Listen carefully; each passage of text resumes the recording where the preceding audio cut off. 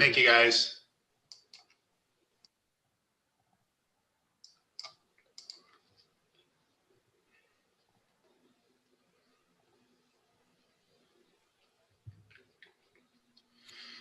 Hello and welcome everybody to today's presentation.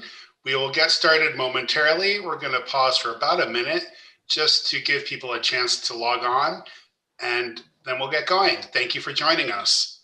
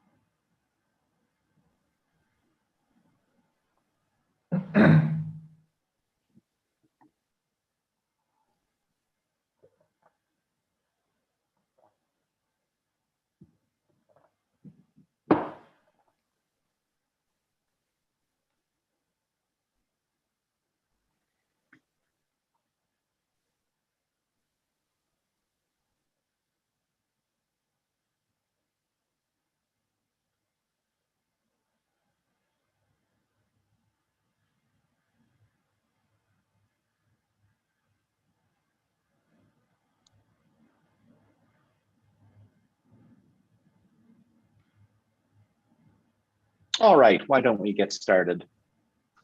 Okay. Great.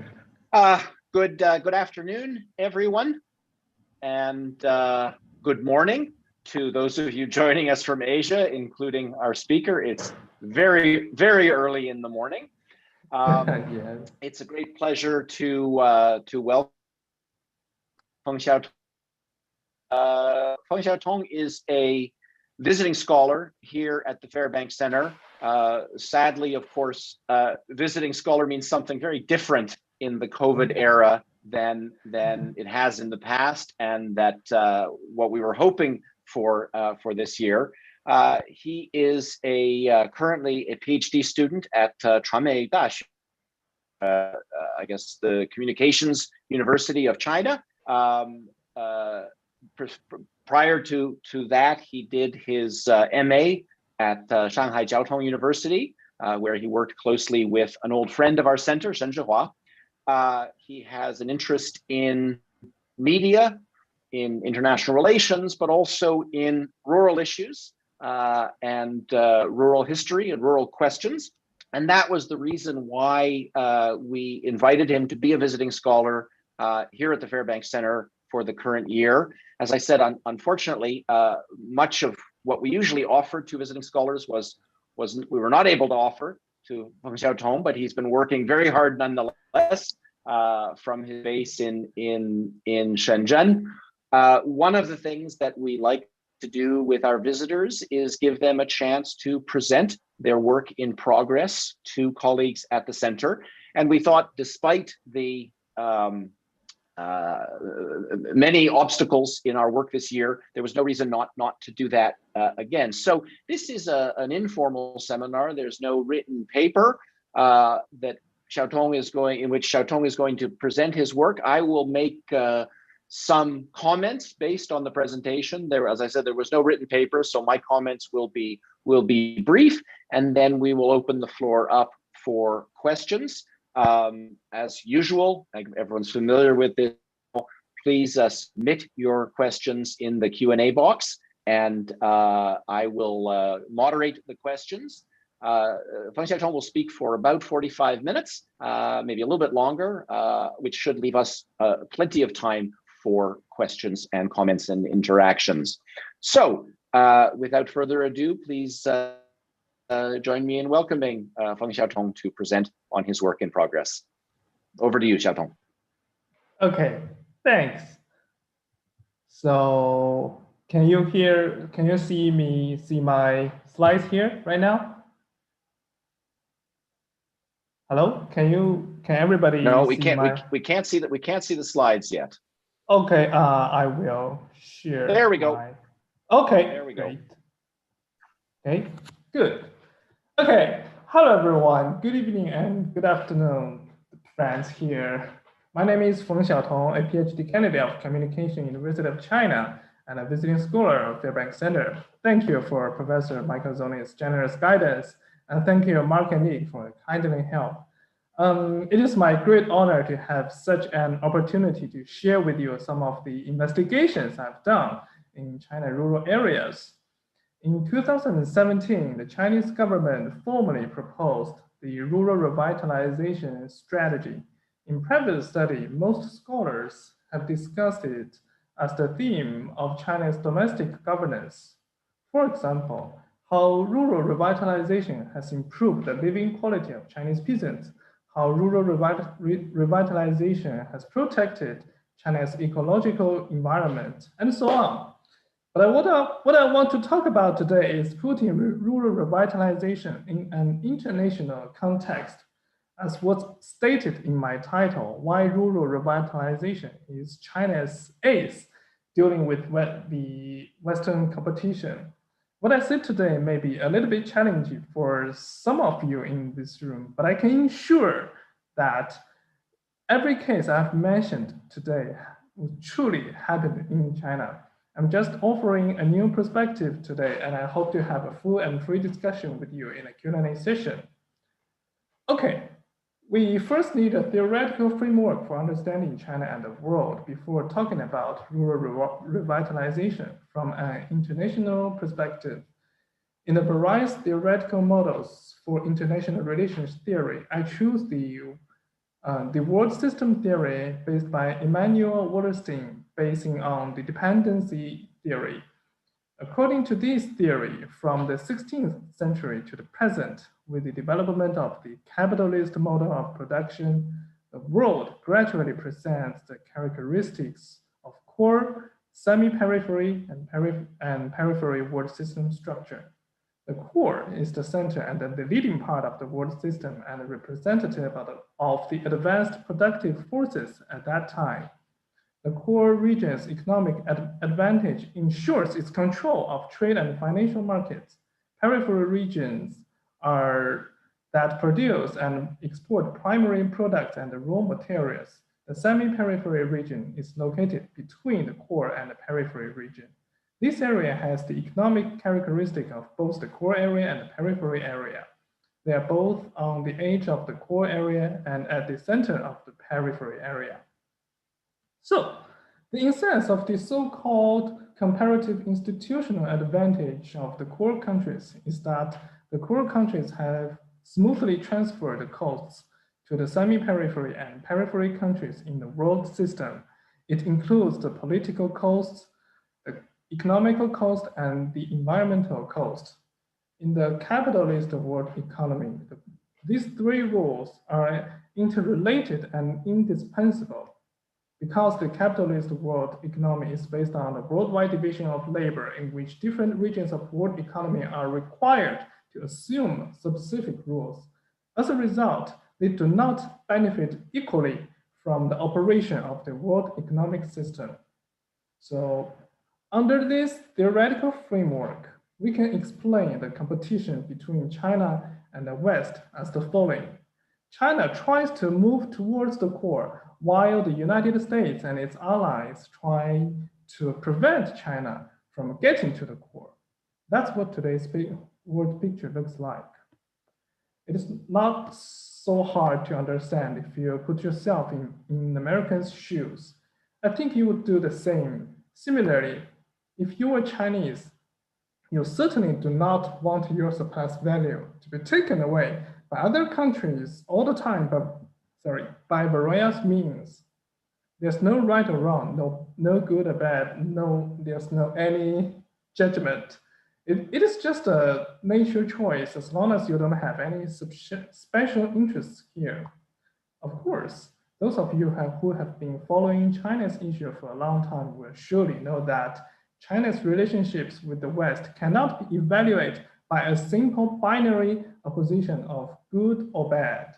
The competitions and the cooperation of industries, technical roads between China and Western countries differ in various forms. Generally speaking, it is a process in that China moves forward from the periphery to the core, and the US and its ally prevent China from moving to the core. So here raises the question, what difficulties does China need to overcome if China wants to move to the core? First, in terms of economic fundamentals, China needs to face the crisis capital of Western countries. Just look, this is crisis capital, not crisis of capital in political economic. The first challenge is according to the basis principles of political economy. Capital has an endogenous impulse to move from one country to the whole world and finally forming a global market. It means that the existing core countries and the semi-periphery countries continue to transfer the cost of financial depending to China. Secondly, from the superstructure level derived from the economic foundation, China needs to face the soft power derived from the Western countries' comparative advantage in science, technology, economy, military, and social governance, etc. Thirdly, China needs to face the limitation of natural resources endowment in aspect of objective restriction conditions. Well, the green economy is not the point of this seminar, So I will focus on the first 2 points today. The relationship between these three challenges is illustrated in this picture. The first challenge is the most important one. At the end of Cold War, Western countries used their currencies as hard currency to monetize the huge amount of industrial equipment left behind by Soviet Union and Eastern Europe. Nowadays, Western countries are facing the problems of industrial hollowing out. Western capital urgently needs to bring China's high-quality real assets into Western monetary system to alleviate the potential crisis caused by a large amount of over-issuance of money and debts. To achieve this goal, Western countries use their soft power to constantly reduce the profit expectation of Chinese economy and even try to have some influence on Chinese political system. If financial liberation truly happened in China, there will be another Soviet tragedy. This year is the 30th anniversary of the collapse of Soviet Union. Our big brother, we Chinese call it big brother, 老大哥, has used his life to teach us what not to do. So challenge 1 and challenge 2 support mutually like this. In the past, when Western countries shifted their industry into China, China also transferred, China also transferred their costs as pollutions into domestic environment. We can see from this graph that both challenge 1 and challenge 2 are passing costs to the nature environment. So how will China confront these three challenges? The Chinese government's choice is rural revitalization. Well, Professor Michael Zoni has had repeatedly emphasized on many occasions that to do research, we must go to fields and contact different people. If scholars like us only stay in campus, following air conditioners, eating fruit, and only relying on reading papers to understand the world and understand how China operation, our research is not to say completely worthless. At least there's a big gap from the real world. So we need to talk to the scholars, officials of different ranks, businessmen, peasants, and so on. In short, the more people we communicate with, the better we can understand this society. So only in this way we can reconstruct theoretical explanation that go beyond the superficial of the phenomena. Well, Professor has done fine research in the southeast coastal areas of Fujian province and Taiwan province for more than 20 years. He can say that he is as familiar with the rural areas of Fujian coast as his garden. So me as his student, In November and December of last year, I drove to Fujian to do my research. But something different is I deliberately choose a relatively more inland place, Sanmin City, and its rural areas. So even if I say something wrong, I don't think you will immediately react to me. Just kidding. Okay, when I did my field research, working in the countryside, standing on the ridge of terrace, sitting in the homes of residents, talking with local officials, chatting with villagers who have returned their hometown to start their business, I feel like I kind of understand the rural revitalization practice better. Okay, after that, I returned to Beijing to communicate with the relevant scholars and came to my conclusion, rural revitalization is one of China's true aims dealing with Western competition. This is what I just pictured in Sanmin City. Okay. So to be more specific, rural revitalization has the following four important functions. Firstly, it resists imported financial risks. Through rural revitalization, China can monetize domestic resources with domestic currency, preventing Chinese assets from being dollarized and let Chinese yuan be anchored on sovereign domestic resources.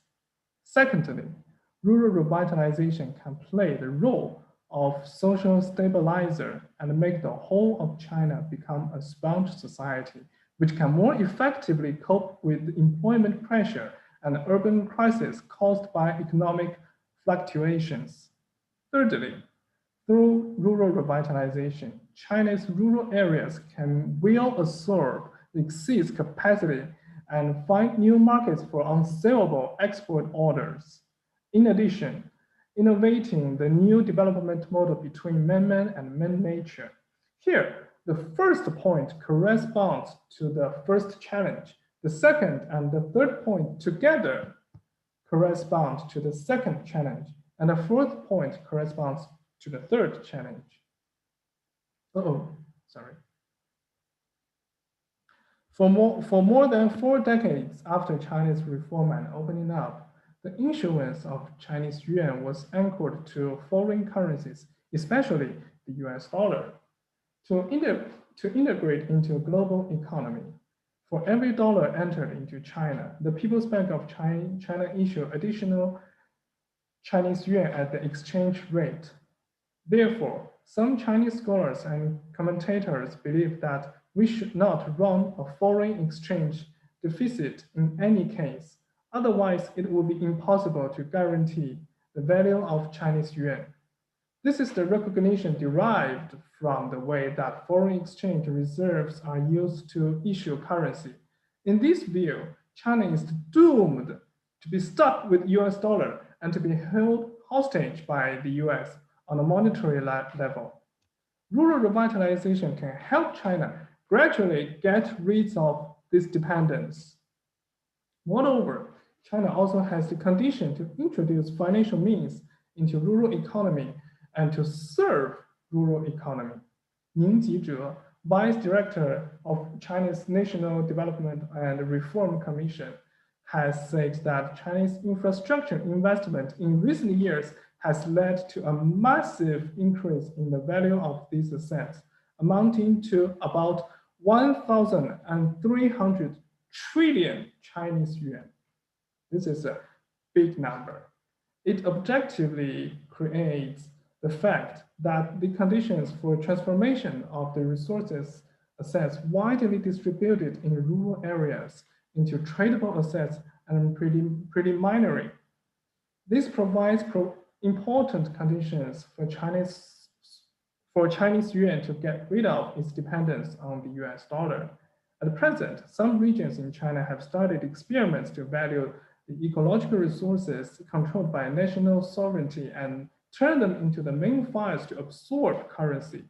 China uses the monetary credits derived from its sovereignty to monetize resource assets. For example, China has the reform and the collective forest tenure system in Sanmin City, which includes such experiments. Also, I heard about another case Professor Wen Jin told me yesterday. Another case about is located in Inner Mongolia called Shulin Zhizhen. They're also doing this this experiment too. Okay, China takes the collective economic transformation of the village as the ecological resource management company. Let me get my my laser. Okay, of the village as the ecological resource management company. Since the credit at the village level is too weak, the eco resources management companies formed by each village issue rural revitalization bonds on trading platforms set by county level 县政府 county level government to absorb a large amount of surplus currency that does not enter the real economy.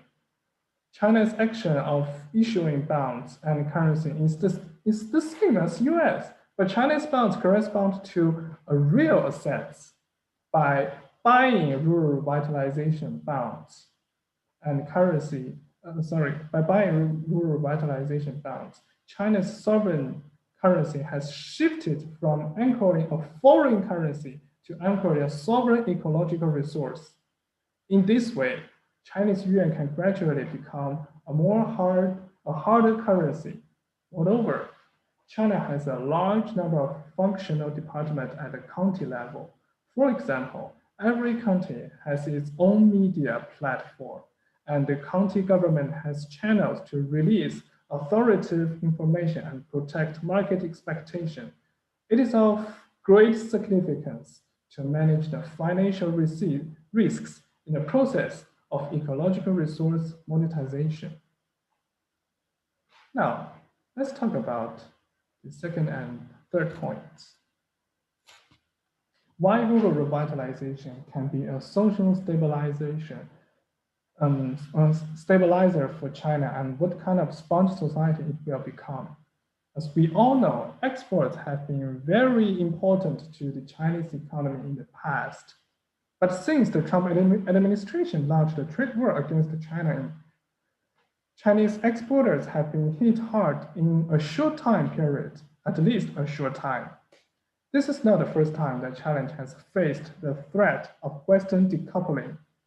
Every year at Fairbank Center, there are many discussions about that thing happening in 1989, I know. Because of that, the United States led Western countries' collective sanctions on China, since China had neither a large enough domestic market nor the experience to deal with it. The Chinese were suffering from the inflation at the moment and deflation at the next, just like a pendulum game. After a slow recovery, the Asian financial crisis came at the end of 1990s. Perhaps many young friends here do not have a direct impression of this, but I believe that our elder friends here certainly do not want to recall that period. But in short, urbanization in the blind has been shown by history to exacerbate social unrest caused by economic crisis rather than alleviate them. It is conceivable that China will face more economic shocks in the future competition with the United States. How to maintain social stability until China can enter into a new historical stage, rural revitalization. The following two charts can clearly show why rural revitalization can turn China's rural areas into a social stabilizer and turn China into a sponge-like society. Look at this.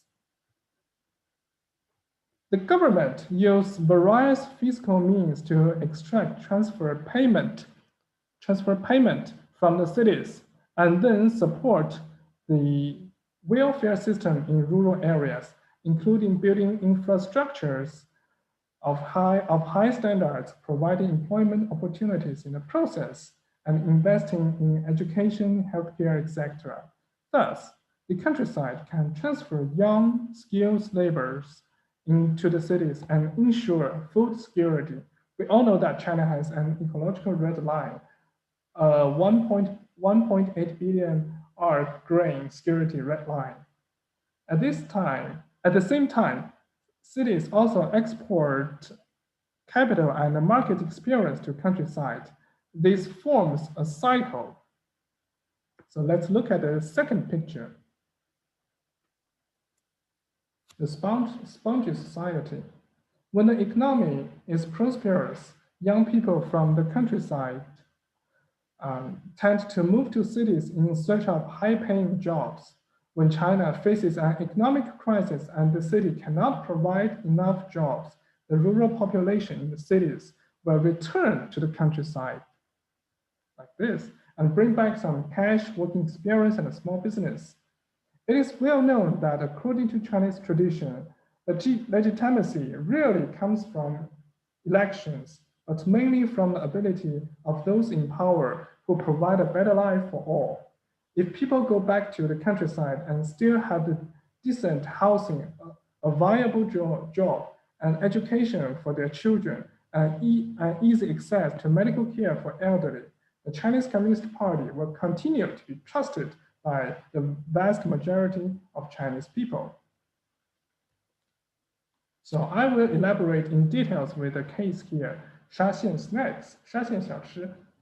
Shaxian snacks were gradually grown up in the late 1990s because of the Asian financial crisis. Foreign demand has fallen sharply, and many people in Shaxian County who depend on export business have lost their business. So they gather together and play gamble. That's true. That's really true. But we know 9 of 10 bets lost. So many people ran into debt and fled to other cities. But most of them don't have any lawful certification. So they cannot work in factory. What can they do? They decided to sell their local snacks. It is a hard job. It is. They had to work day and night, but at least they can make some money to survive. As a result, seeing the profits made by the starters' family members start to join one by one, and the Shaxian snacks business began to grow in the cities all over China. After they made some money, they returned to their hometown. They returned to Shaxian. They not only repaid the debts they owed, but also built several small buildings with good conditions and improved their living quality. These are not the stories I imagined, but the stories the local told me. Of course, after Shaxian snacks became popular, more and more people started entering the business, so problems emerged naturally. For example, there are fake Shaxian snacks and food hygiene issues. Later, the county government also paid attention to these things and made a unified plan. Now, Shaxian County has realized the comprehensive development of primary, secondary, and tertiary industries, and the local government rate, the local employment rate and the living standard become much better than before. Those extended families fulfilled some social welfare functions that government cannot cover, such as using family funds to honor elders and help needy children. So whether the city's economy is good or bad, those extended families help to maintain a stable society. For the sake of time, if you're interested, we can discuss more details during Q&A, but in short, the function of rural areas as a social stabilizer is vividly demonstrated in Sanning City and Shaxian County. So let's take a look at the third chart, how rural revitalization will absorb excess capacity. Okay. When Western sanctions are imposed on China,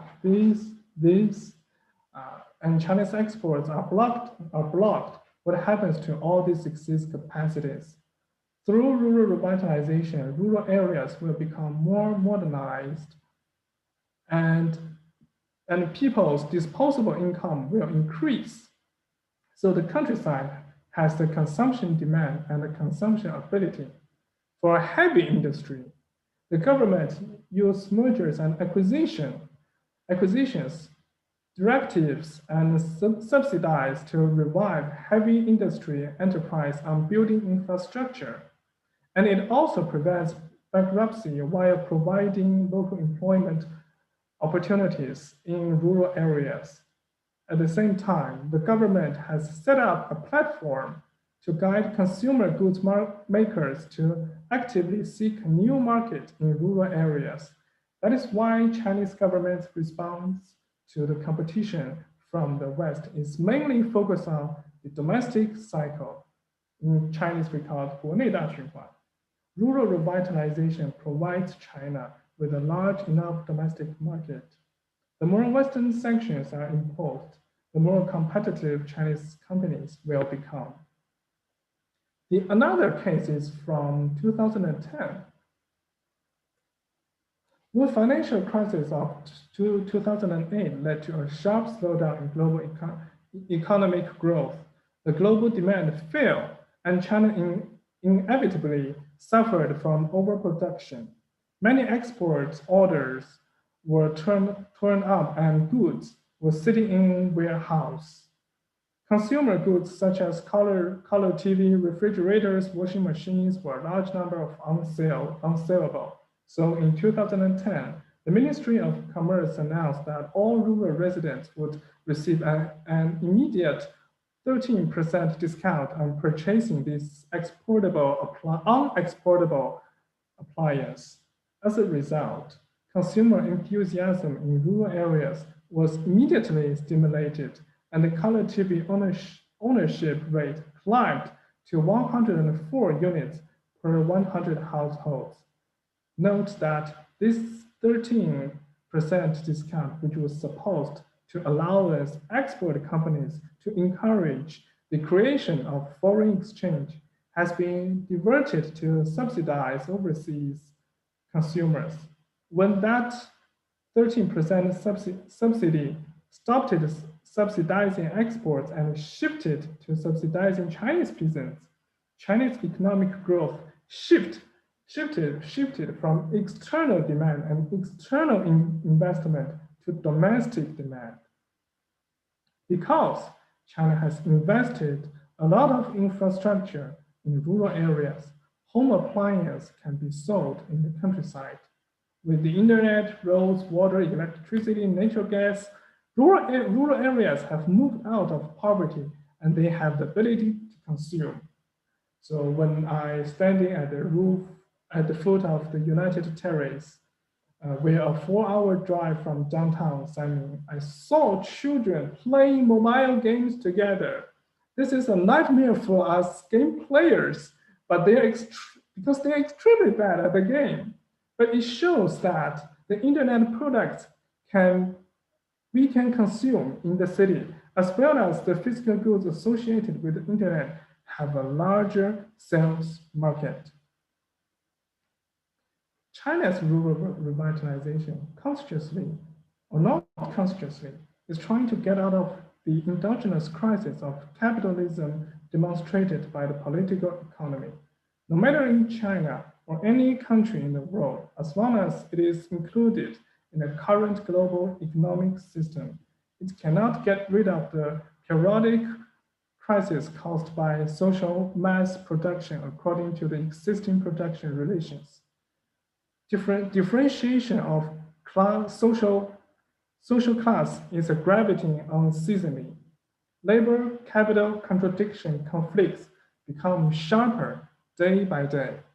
Finally, industrial capital develops into monopoly capital, and monopoly capital becomes financial capital. The financial capital is then bound with the state power, which becomes what Lenin said, imperialism is the highest stage of capitalism. However, Chinese rural revitalization not only restricts the free flow of financial capital and guides finance to serve social construction, but also slowly breaks the urban-rural dualistic opposition and turns the whole society into a flexible organic whole. Let's go back to the modern world system at the beginning of this seminar. According to this theory, China moves towards the core, and the US and its ally prevent China. Note that this analysis is based on the capitalist mode of production.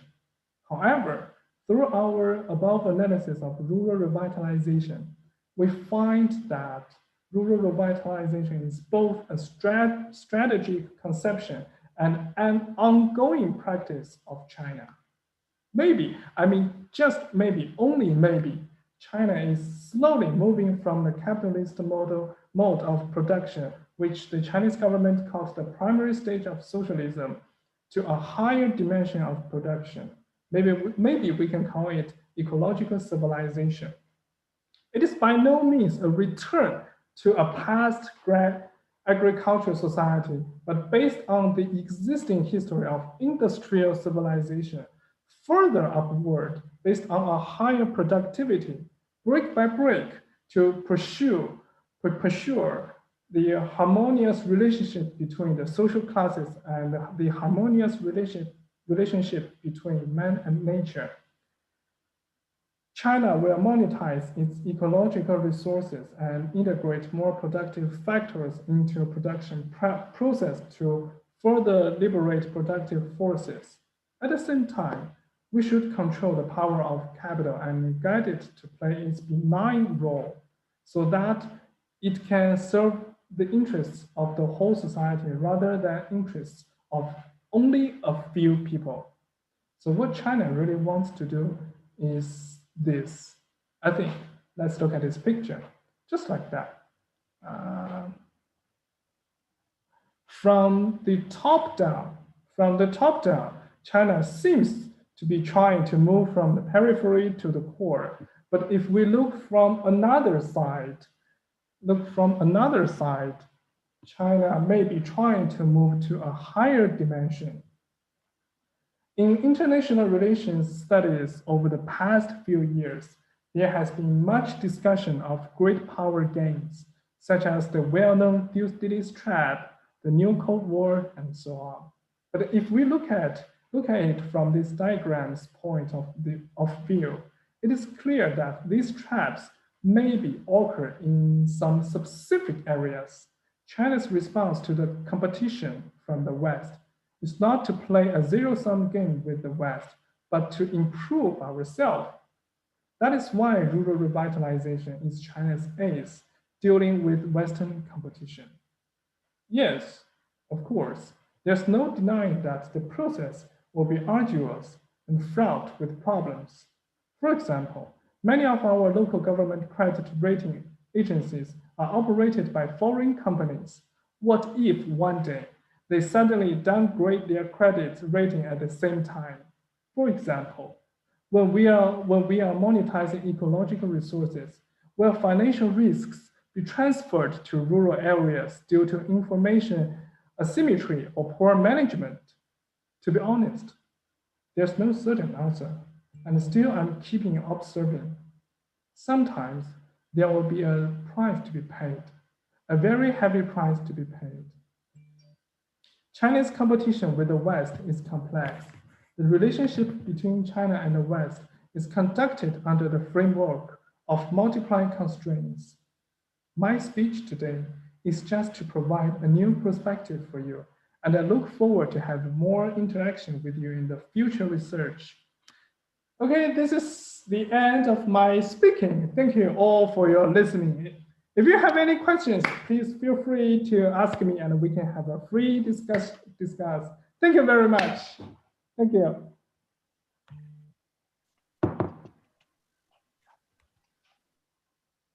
Thank you so much, Xiaotong. You can hear me? You can hear me okay? Yeah, I can hear you. Great. Okay. Thanks very much for a great presentation. I think you made a. Let me first of all say that I will offer some commentary based just on what we've just heard. Probably I'll speak for 5 or 10 minutes or so, leaving us about half an hour for questions.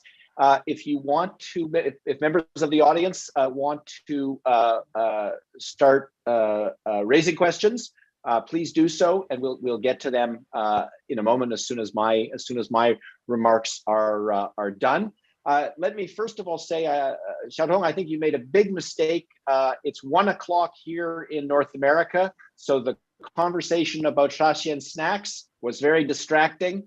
I was immediately thinking about my favorite Shaxian snacks, which of course I cannot have. I don't think Shaxian snacks have made it to the U.S., but certainly that's a big part of my rural experience. Anyways, let's get to the paper. So, as you say, rural revitalization was proposed as a formal policy some years ago. It's not a new concept. Professor Wen Tiejun, who you referenced a moment ago, traces it back actually into the 1890s and talks about Zhang Jian's efforts in Nantong as an early form of rural revitalization. So it's a new term, but or a new policy. The term's not new, and the actual practice is not new. And there's been a huge amount of scholarly discussion and policy-related discussion about rural revitalization. What is new, I think, in your work is how you situate rural revitalization in relation to a much broader and indeed global context, and in particular to what we might call a kind of global security international relations context. This is fascinating to me. I've never really thought about it this way. I don't think this is part of the general discourse around rural revitalization. So this is a great topic for a PhD because it is new and it's interesting and it's important. Unfortunately, the elements that are most innovative in your presentation are precisely the ones that I understand the least. So a lot of my comments today are going to be about places where I think you could make this research more accessible to non-experts like myself. But that's unfortunately I can't comment with any expertise on the financial element of the or even some of the economic elements of the argument. So I'm going to just do what I'm able to do. So let's start with the strategic context. The presentation is very nicely structured with a kind of theoretical method and then a text. I think it really matters. These frameworks are all that useful. I don't think it matters too much to the larger argument, these frameworks, but since you raised them, let me just say I found the argument, the initial framing about China moving from the periphery to the core and the United States trying to prevent this not entirely convincing. It may be true that so the first part is convincing. It may be true that there are elements in the United States that would prefer to see China remain on the periphery or the semi-periphery, but capital doesn't have a strategy, and U.S. business, I think, would I think if you could magically require all your informants to be completely honest with you and transparent, well, some of the political leadership might say that trying to prevent the China from moving to the core of the global economy is in their agenda. That's not how U.S. business thinks. China is the source of much of the market growth in the global economy. China is the source of considerable innovation in the global economy. I think to say that the U.S., both the government sector and the corporate sector, try to prevent a kind of Wallersteinian process, I don't think that's, I don't find that totally convincing. Xiaotong, just to be clear, I'm going to raise a couple of questions, concerns as we go along, and then I'll let you answer as many of them as you like. So I'm going to raise 5 or 6 questions, I think, by the time I'm done, but you don't have to answer any of them. They're just, it's more in the way of commentary because this is a doctoral seminar. So you then move on to the question of what China needs to do.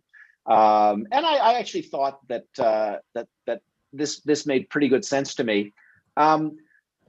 You are using soft power here as a strategic tool that the United States uses to transfer costs back to China.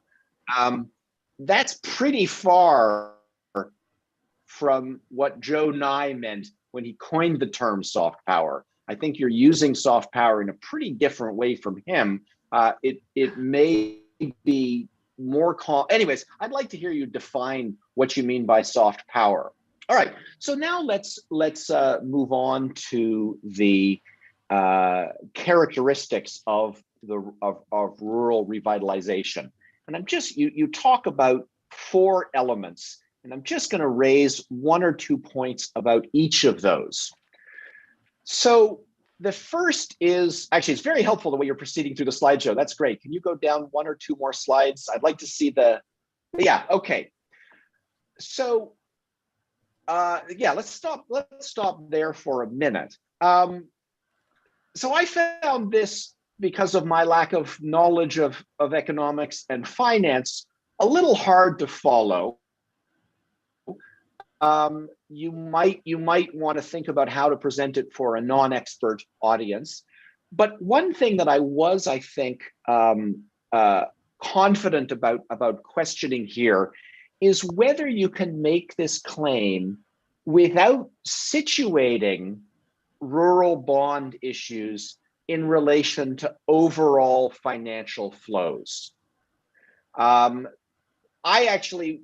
would wonder, and indeed, not just overall financial flows, but larger reforms to the financial sector in China. We had an interesting presentation last week at the Fairbanks Center on the implications of the issuing of digital currency and some changes to the capital account.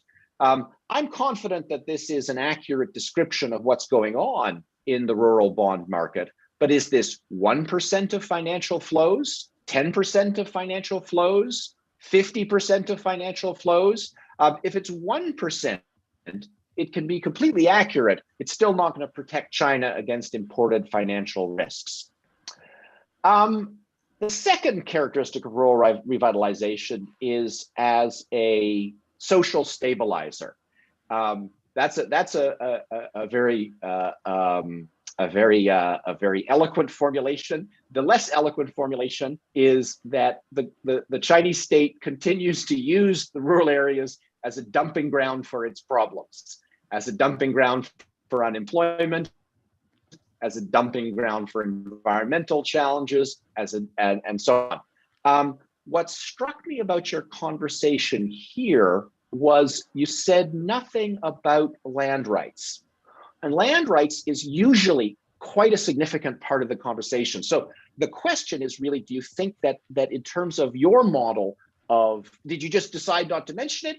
Or do you think that land rights actually are no longer important in the social stabilization function of rural areas?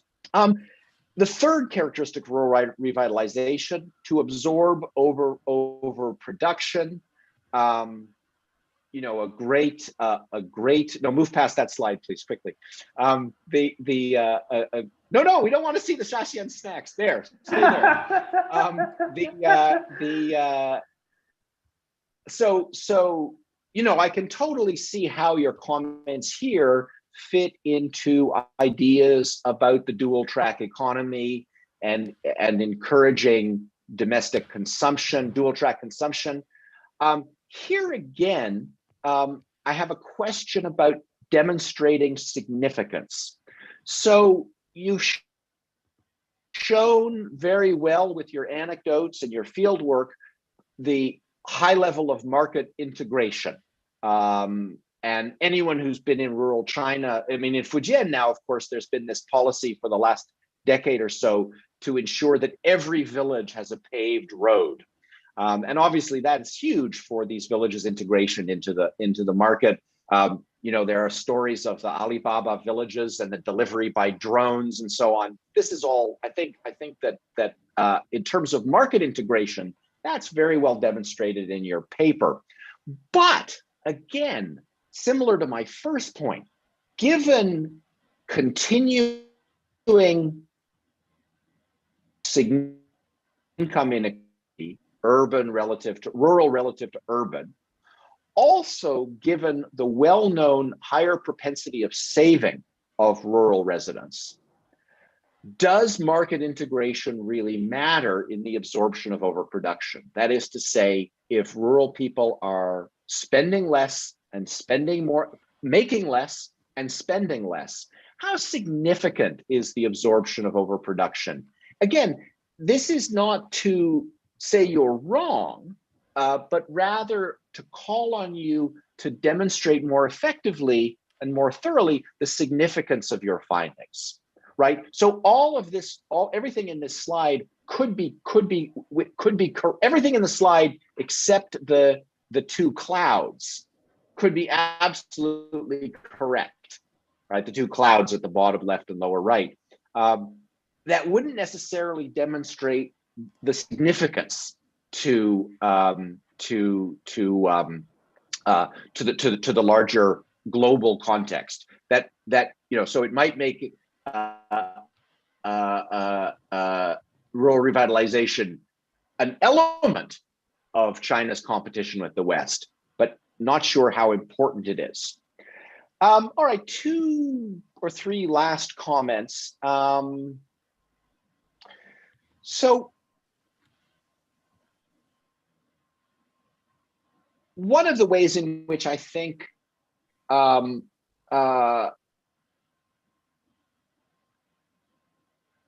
doctoral dissertation proceeds slightly differently in the US and in China is that your argument is both descriptive and prescriptive.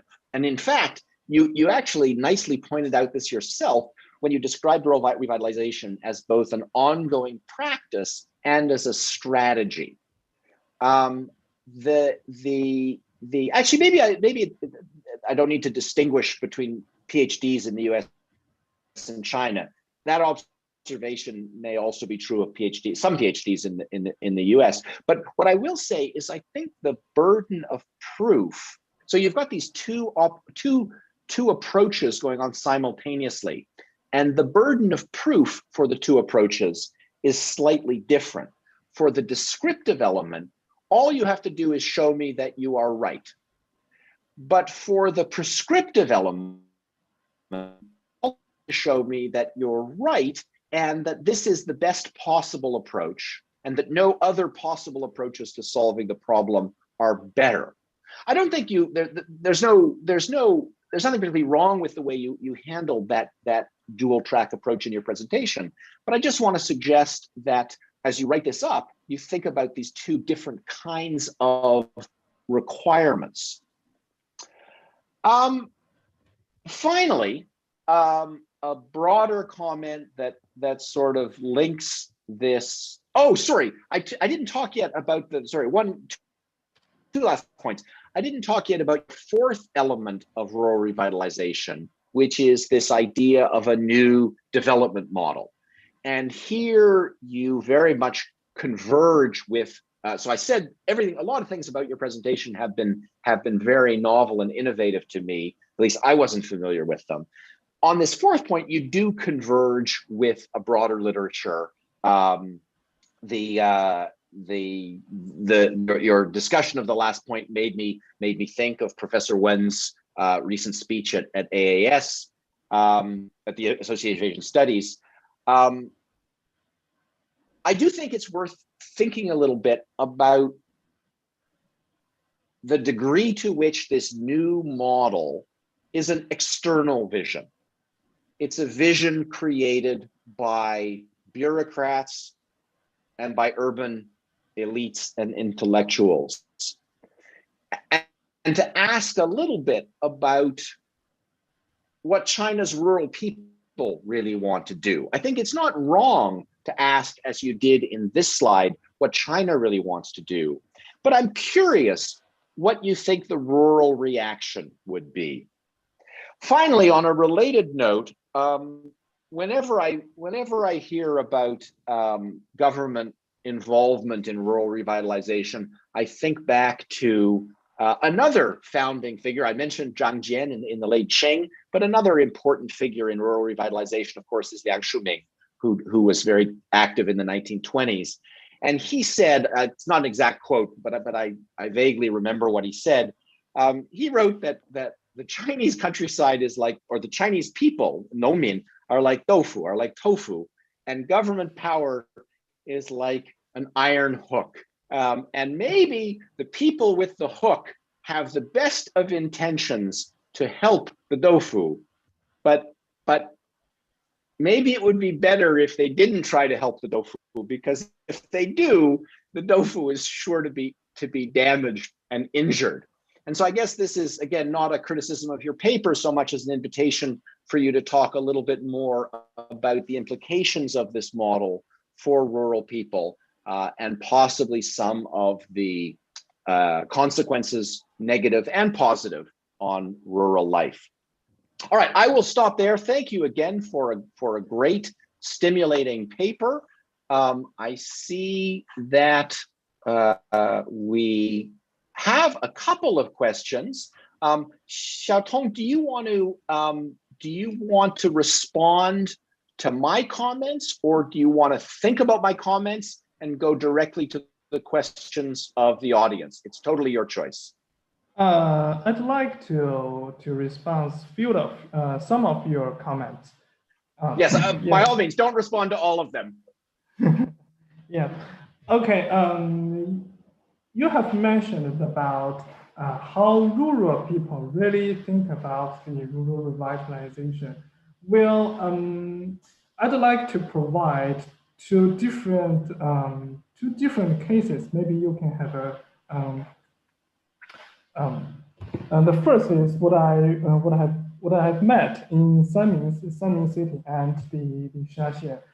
When I'm talking something with the locals about the government, what the government do for you, and what the Chinese Communist Party do for you. Well, their response to me is that they pretty generally speaking, they think our government helped them to build the road and provide the education opportunity and medical care is a good thing. So if you're talking about how rural people think about that, in the East Coast, well, generally speaking, is positive. Another case is I discussed with my roommates who was an officer in a local government in the western of Hunan. Well, he worked in a very, very poor village, and what he told me, the reaction from the rural people and the local residents is comparatively positive also, because in recent years, the government invests a huge amount of money and investigation, also including infrastructure, to help them improving their living quality. So maybe they never think about such a huge strategy or something else, but they really get something good during this process. So their reaction, as for me, what I get is positive. Okay, maybe if I speak in Chinese, maybe I will clarify more clear. But next, let's move to the next comment. Is that the land right you have mentioned? Yes, I did not mention the land right here. land rights is truly very important, very, very, very important matters during this process. Also, I have discussed with the locals. Well, here's a problem. Is just what I said, and what we can see. The Chinese government invests so many infrastructure in the rural areas. However, the government cannot manage them well. There's no right or wrong. Just they don't have this ability to manage all the roads, all the rivers, all the bridge. Well, there's an experiment, what I mentioned in the Inner Mongolia, Shulinzhi village. They're trying to, they are having an experiment to trying to transfer somehow the land right, like just what I posed here. Here, I have mentioned a multiply PPP. They are using this kind of way to PPP their land right to the collective economy or to the government. Well, that's still a very complicated problem. Yes. Okay, I'd like to answer some of the questions come from the audience. All right, great. Okay, so let me start with one actually that flows very nicely out of your last response. Sam Jackson asks, thank you, Xiaotong. I'm curious about how rural revitalization advances social stability. Do you think people are willing to relocate to the countryside, or are they being forced out of the cities in a manner that may increase tensions? It seems that rural revitalization is being promoted to sustain unequal urban-rural relations and prevent more people moving to cities. Is it being promoted to hide the disparities created by the hukou system? An interesting question. Xiaotong? Well, I think this is two questions. First, I'd like to answer the first one is whether they are willing to stay in the countryside area. Well, in recent years, and how to say, actually, the living quality in the rural areas, they don't have the huge difference or huge gap with their chengzhen, with their downtown. They don't have such a huge gap. For example, what I've mentioned, the Shaxian, the Sha County, their living quality, there's not a big difference with what happened in Sanmin city, in Sanmin downtown, in Sanmin urban areas. They can play the video games and everything, everything in Sanmin. Also, they can play in rural areas. Besides, maybe for many people who come from the rural areas, they come to city to look for a high-paid job, but sometimes the city will not offer such job to them because of the economic crisis or something else. So what is their choice? They have to go back. But when they go back, they will bring back some money, some working experience, and still they can do some small business here. For example, maybe they could earn about 8,000 yuan in city in the past.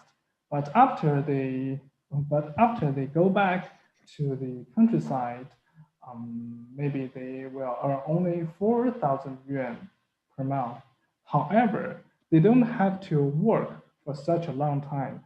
I think you must know that now for many young men or young people living in the cities, they are complaining about they have to work for a very, very long time.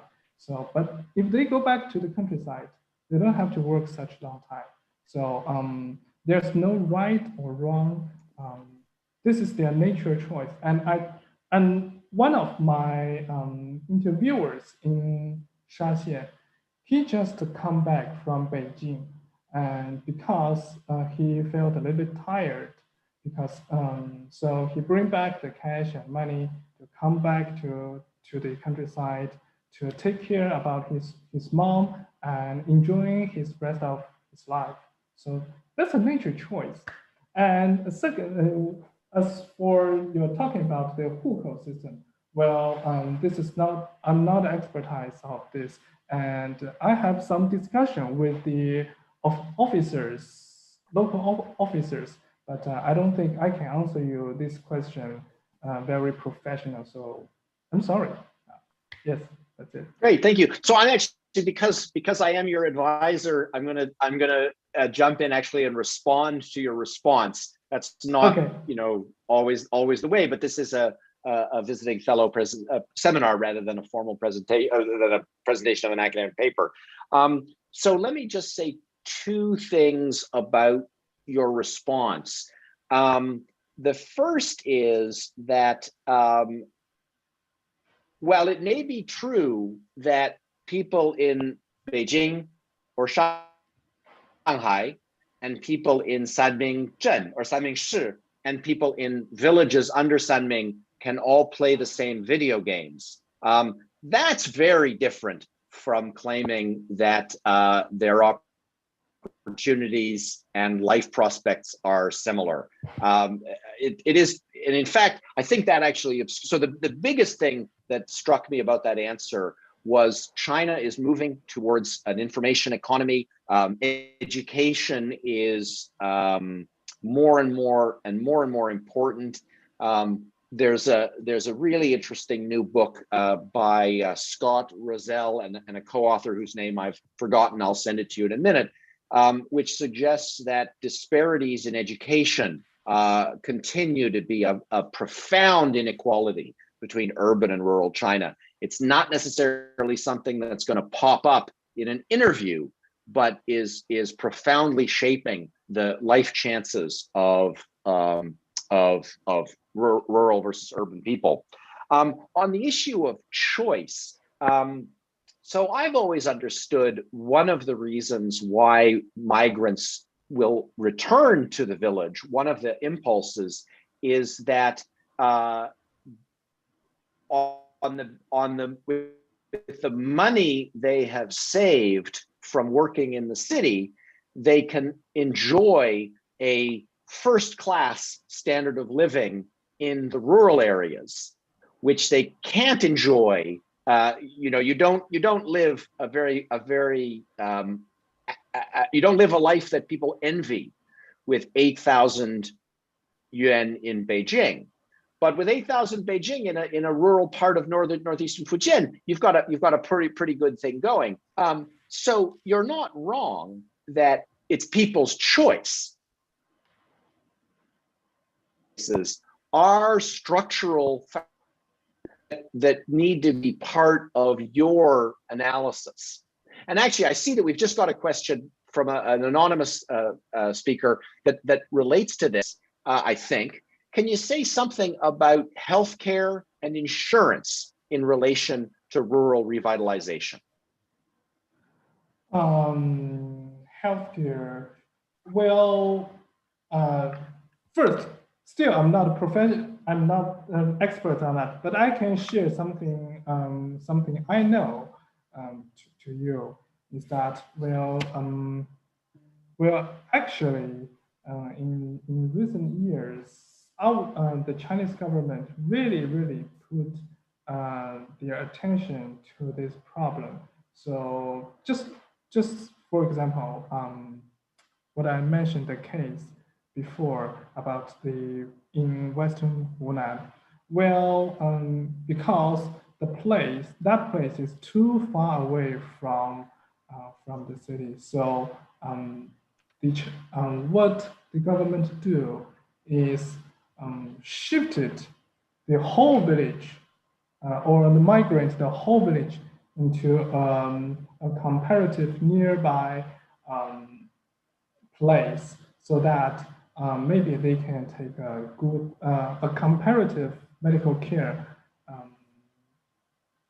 than before. But I'm not expert on this, so I can't answer this many specific. Sorry. Okay. So it's actually it's a this issue of, I know I've forgotten the term in Chinese, this issue of rural relocation, where they consolidate the villages and put them all in one multi-story building, is a great example of the complexities of this issue and my interest in the kind of rural reaction, because on the face of it, of course, these buildings are much better, right? They have running water, they have electricity, they're much more modern. But the reaction of villagers has been very mixed. And part of the reaction has to do, of course, with the element of compulsion, that they don't get to choose their life. So we have about 5 or 6 minutes left, and one question. If anyone else has another question, please type it in now. Otherwise, I will ask the last question, which actually takes us back to the larger sort of global context in which you are trying to situate your argument, which is that this can be seen as a response to global pressures. So another anonymous attendee writes, hasn't China already moved to the core? The US, it's the second largest economy. It's going to be the largest soon. The US supported China's entry into the WTO, allowed uneven trade and tariff policies favorable to China for many years. That's beginning to change, of course. But has the US stopped China from moving to the core? So this attendee says, the narrative of the West is keeping China down. It doesn't seem to fit. What's your reaction to that? And I wonder if you could try to answer the question in relation to your research. So let's not sort of get lost in a kind of purely black and white argument about whether the West wants to help China or hurt China. How does your research help us better answer a comment like that? Well, actually, if we want to answer this question, I think we need to briefly go back to the end of the Cold War. Due to the Soviet Union and Eastern Europe collapse, so you know that the Western country absorbed a large amount of assets from the Soviet Union and the Eastern Europe. So we can see the Western economic has prospered for a long time, at least for 10 or 20 years. I'm not saying that because of the Soviet Union collapse, the Western countries economically will raise up, but it is interrelated. So, but well, as when we come to the present, we can see that the Western industry is holding out for a long time. Just what we can see in this pandemic. So the Western countries do need to rely on China, but at the same time, they do not want China to grow up such quickly. This is not their subjective willingness, because China also have a huge amount of exceeds capital. So I think this is a kind of a competition between between somehow two power. Yeah, maybe later I can explain this question to you in Chinese. All right, that's great, and I think actually your comment that you could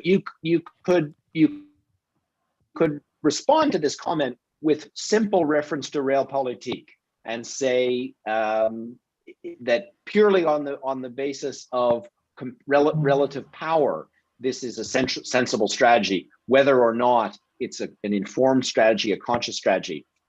We are actually at time. It is almost 2 a.m. in China. I am getting the dreaded unstable internet connection sign, so I think it's probably time for us to stop.